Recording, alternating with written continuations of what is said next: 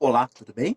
E hoje estaremos lendo e comentando a obra Vida Depois da Vida, escrita por Raymond A. Moody Jr. E esta obra não é de um autor espírita. E a gente pode até ficar surpreso, mas se o canal é lendo e comentando livros espíritas, por que afinal eu estou fazendo resenha desta obra? Por um motivo bastante simples de esclarecer. Embora esta obra não seja escrita por um espírita, ela contém espiritismo. São experiências de um médico sobre o que ele denominou depois de experiências de quase morte, buscando as explicações para esse tipo de fenômeno e apontando a possibilidade da existência da alma e da sua sobrevivência à morte do corpo físico como a melhor explicação. É por isso que vamos resenhar este livro. Há muitos livros que não são escritos por espíritas, mas contêm espiritismo. Fenômenos mediúnicos, ensinamentos de alta moral, por aí vai. Allan Kardec mesmo fez esse tipo de análise, também de indicação até. Quando ele construiu o catálogo racional das obras para se fundar uma biblioteca espírita, ele colocou as obras produzidas dentro do espiritismo e as obras produzidas fora do espiritismo. Inclusive romances. Até Robinson Crusoe, não o primeiro, que ele vai para mas as continuações depois que o escritor Daniel Defoe fez sobre aquele personagem, foram parar no catálogo racional das obras para se fundar uma biblioteca espírita.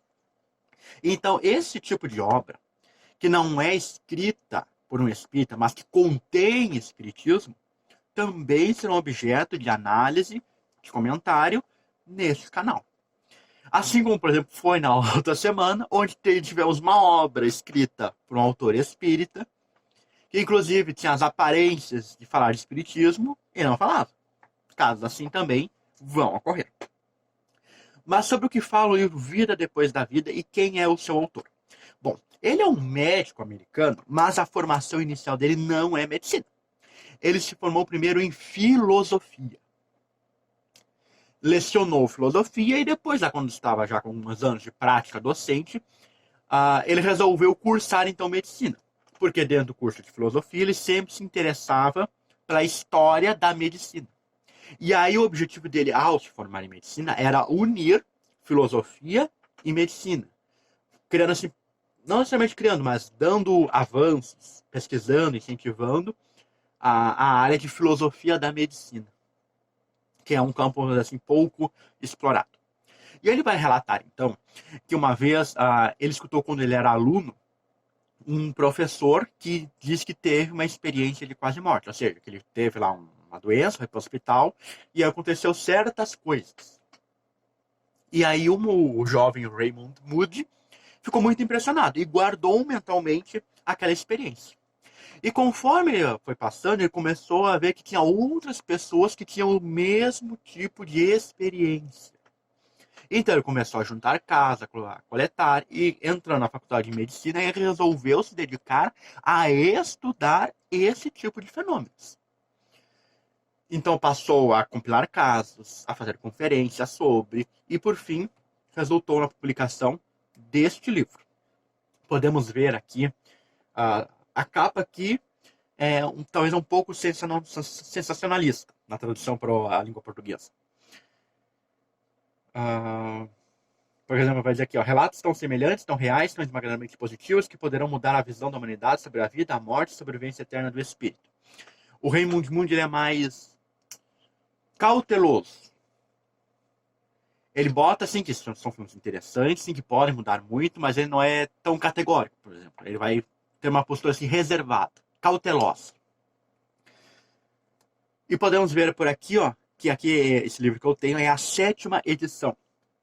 Então, esse livro foi bastante editado, porque esta edição que eu tenho é de 1979. E em 1979 já estava na 7ª edição. Hoje eu não sei quantas edições tem, mas esse livro ainda é bastante conhecido. O seu autor ainda está encarnado, continua pesquisando o assunto e, inclusive, pesquisa também a reencarnação, a quem ele também defende esta teoria. esta explicação.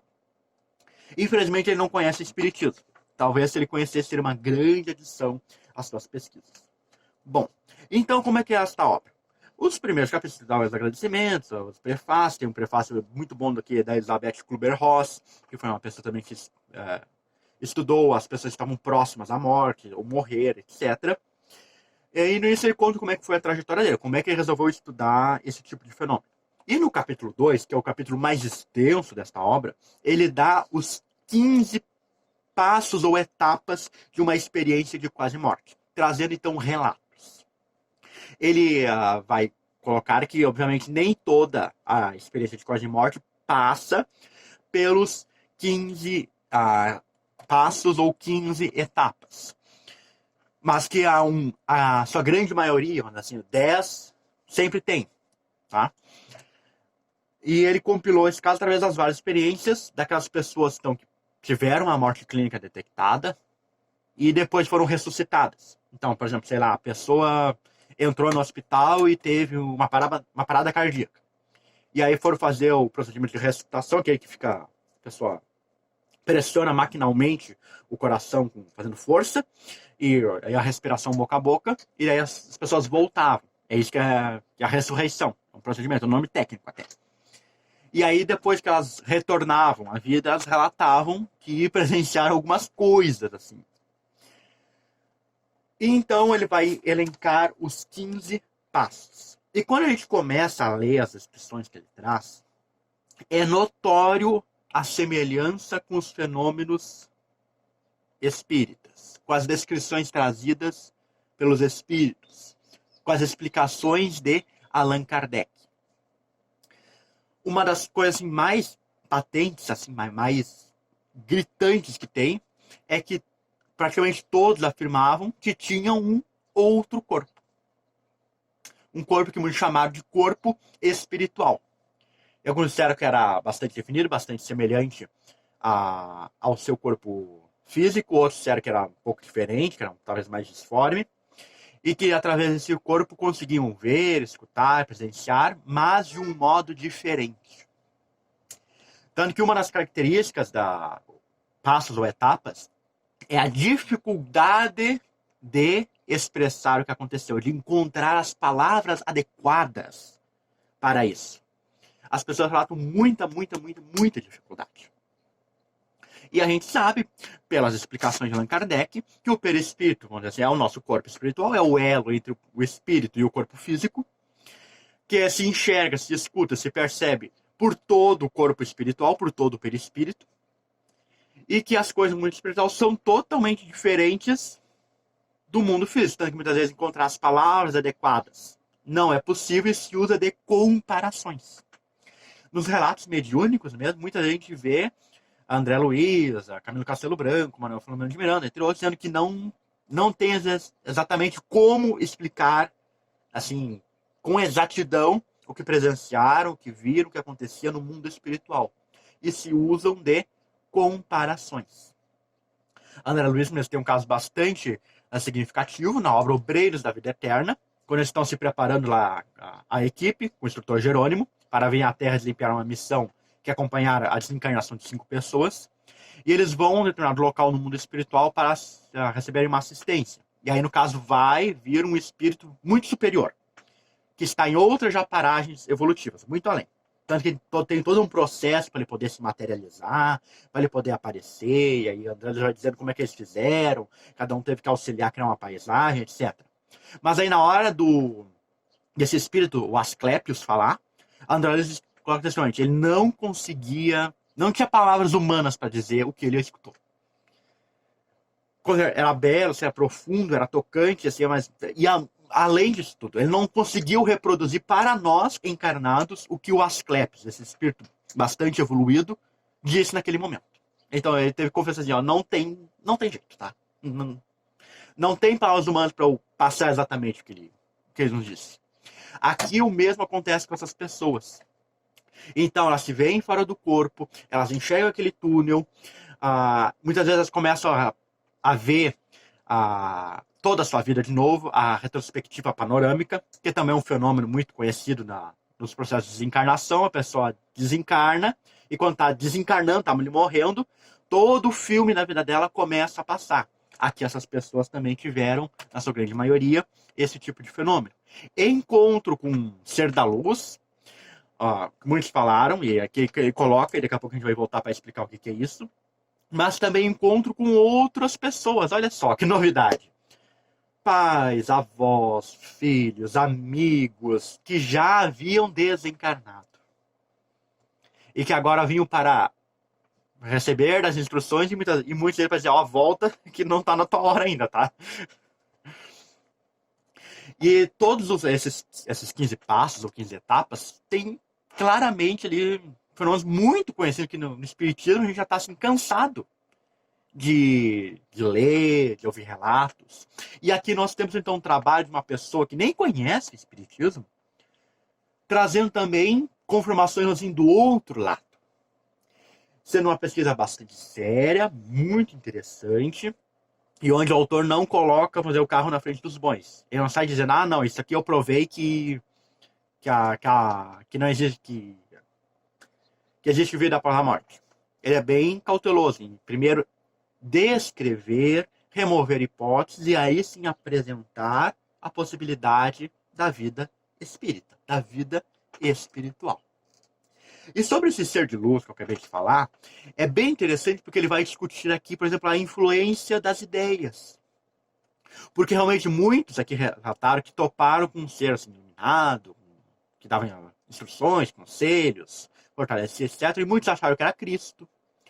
Outros acharam que era um espírito de luz, outros acharam que era um anjo. Mostrando que muitas vezes a interpretação do que aconteceu também estava vinculado às suas crenças particulares terrenas. Mas a gente, pela leitura que a gente faz, a gente sabe que na verdade devia ser um anjo da guarda, um espírito protetor, que naquele momento se mostrou naquelas condições. Tem uma passagem da vida de Francisco de Assis que ilustra, acho que bem isso. Que Francisco de Assis estava ali na luta para instalar sua ordem ali, um pouco embaixo com a igreja, tentando reformá-la, aquela coisa toda. E aí o Papa da época tem um sonho. Tem um sonho com outro Papa, que já tinha desencarnado, obviamente, mas que tinha um bom nível evolutivo. Só que aí, devido às condições do sonho e à evolução desse Papa que estava desencarnado, o Papa atual achou que estava falando com Deus. Porque assim, ele viu luzes, viu uma coisa assim, iluminada, coisas que lhe tocaram, então ele achou que tinha sonhado com Deus. Tanto que quando acordou, ele disse, sonhei com Deus, e me disse isso, isso e aquilo. Mas era apenas um espírito amigo, superior a ele. Então, nos casos aqui que ele relata, por exemplo, desse ser de luz, é isso. É um anjo de guarda, é um espírito protetor, um espírito amigo que naquele momento se mostra envolvido na sua evolução espiritual, ou até por outras equipes que pode estar ali que a pessoa não consegue ver, e a pessoa então entende que é Jesus, que é um ser de luz, que é um anjo, conforme as palavras são mais próximas, conforme é mais o seu entendimento, para poder explicar o que lhe aconteceu. Então, após o capítulo 2, que esse que eu falei que é o mais longo de todos, nós temos o capítulo número 3, que vai traçar os paralelos. Então, vai pegar o Raymond Moody, as experiências que ele teve, e vai olhar para trás. Onde é que isso já aconteceu? E vai encontrar fenômenos similares na Bíblia, no livro tibetano dos mortos, e em Platão também, que vai falar arduamente sobre a imortalidade da alma, claramente, rigorosamente defende. Mas também num que é muito interessante, o médium, vidente, como era conhecido na época, Emanuel Swedenborg, um dos precursores do espiritismo. Onde ele diz que nas obras de Swedenborg tem várias passagens similares aos fenômenos que ele estava ali relatando, que tinha compilado. Mas que realmente o mais notável para ele ali era o de Paulo falando do quê? De um tal de corpo espiritual. O nosso tão conhecido perispírito. E depois vem um dos capítulos mais importantes na minha opinião. É o capítulo número 4, Perguntas, onde ele vai responder as principais objeções. perguntando, porque tem gente que vai dizer, mas isso aí é verdade mesmo, sim, não é inventado, não é fraude, será que as pessoas não era a cultura delas, não viram assim, por aí vai. E a tudo ele vai respondendo de uma maneira bastante clara, bastante concisa, bastante elucidativa. E a principal resposta aqui que ele dá, tá no que eu achei bastante interessante, é porque, por exemplo, os médicos já não tinham visto isso. Porque de todo, já que a maioria dos casos eram de pessoas que iam até o hospital, até a emergência, tinham um problema e tinham que ser ressuscitadas, por que já não tinha mais relatos médicos sobre isso? E aqui ele dá uma resposta bastante interessante. Vejamos. Olha só que ele diz. Finalmente, há um fator adicional no caso dos médicos, que pode ajudar a explicar por que tantos deles parecem desatentos para os fenômenos de quase morte. Quando se poderia esperar que os médicos, de todas as pessoas, fossem as que mais deveriam ter encontrado. No decorrer de sua formação, constantemente é inculcado na cabeça do futuro médico que deve desconfiar do que o paciente diz a respeito de como se sente. Ensina seu doutor a prestar muita atenção nos sinais objetivos do processo da doença, mas a tomar os relatos subjetivos, sintomas, do paciente como grano salis. É muito razoável que assim seja, porque pode se tratar mais facilmente do que o objetivo. Essa atitude, entretanto, tem também o efeito de esconder as experiências de quase morte, pois são muito poucos os médicos que têm o hábito de perguntar sobre os sentimentos e percepções dos pacientes que ressuscitam da morte clínica. É por causa disso que eu acho que os médicos, que em teoria deveriam ser o grupo com maior probabilidade de descobrir experiências de quase morte, de fato não têm maior probabilidade de ouvir experiências de quase morte do que outras pessoas. Então vejamos o quanto o ensino materialista prejudica, inclusive, a observação de outros fenômenos, como é relatado aqui. Que você tem que ter uma certa perspicácia, porque esse objetivismo, muitas vezes, que não é tão objetivo como a gente pensa, prejudica observações valiosíssimas. E antes ele dá um caso que mostra isso, quer ver? Quando me dispus a responder a pergunta de auditório, estou falando de uma conferência que ele deu, um médico que fez a primeira pergunta disse: faz muito tempo que estou praticando medicina. Se essas experiências são tão comuns, como o senhor diz que nunca ouviu falar delas? Sabendo que haveria provavelmente alguém que já tivesse encontrado um ou dois casos, devolvi pergunta ao auditório. Olha só. Perguntei: alguém aqui já ouviu alguma coisa com o que contei? Neste momento, a esposa do médico levantou a mão e contou a história de um amigo íntimo do casal. Veja só que interessante. Nessa própria conferência, com médicos, um deles levantou e disse: isso aí eu nunca vi isso aí. Como é que tu explica agora que eu não tenha visto? E a mulher dele sabia de um caso. Enquanto ele, não. E veja, não é um caso clínico, é um caso de um amigo do casal. Para ver como a gente coloca, parece uma viseira, principalmente nas áreas científicas, e aí não enxerga nada além daquilo. Realmente, este é uma obra notável e também onde o autor coloca as limitações. Sim, essa obra tem limitações. Ele vai dizer aqui textualmente que aqui não passou por um critério randômico. Por exemplo, ele foi recolhendo relatos ao longo da vida. Mas ele não pegou assim um grupo selecionado agora e um outro grupo, como se fosse assim, uma metodologia de uma publicação. Isso ele não pôde fazer. Então, uma das limitações do seu trabalho. Que, como todo trabalho científico, tem limitações. É normal.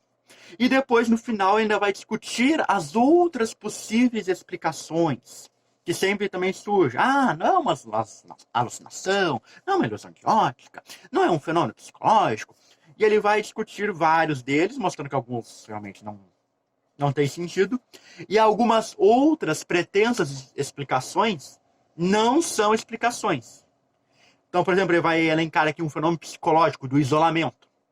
Que foram grupos psicólogos que estudaram, por exemplo, pessoas que moram na Groenlândia, na Antártida, e tem que passar vários períodos de tempo isolados. E aí acontecem alguns fenômenos similares ao que está relatado aqui. Ele vai dizer que as experiências de quase morte são fenômenos de isolamento, não explica, porque a gente não sabe qual é a causa dos fenômenos de isolamento. E ele vai dizer, inclusive, que pode ter um fenômeno similar entre as experiências de quase morte e os fenômenos de isolamento, que a gente sabe que é a emancipação da alma. Então fica recomendado que tenhamos esse livro nas nossas estantes espíritas e a usemos nas nossas aulas, palestras, com um excelente estudo para mostrar as evidências que se tem, entre outras tantas, sobre a imortalidade da alma. E você, já conhecia esse livro? Já teve uma experiência de quase morte? Comenta aqui embaixo, quero saber. Não se esqueça de deixar o like, compartilha para chegar a mais pessoas, clique aqui no botão de inscrever-se e ativa o sininho para receber a notificação dos novos vídeos. E aqui vão aparecer outros 2 vídeos do seu interesse. Te vejo na quarta-feira para continuarmos lendo e comentando. Até a próxima!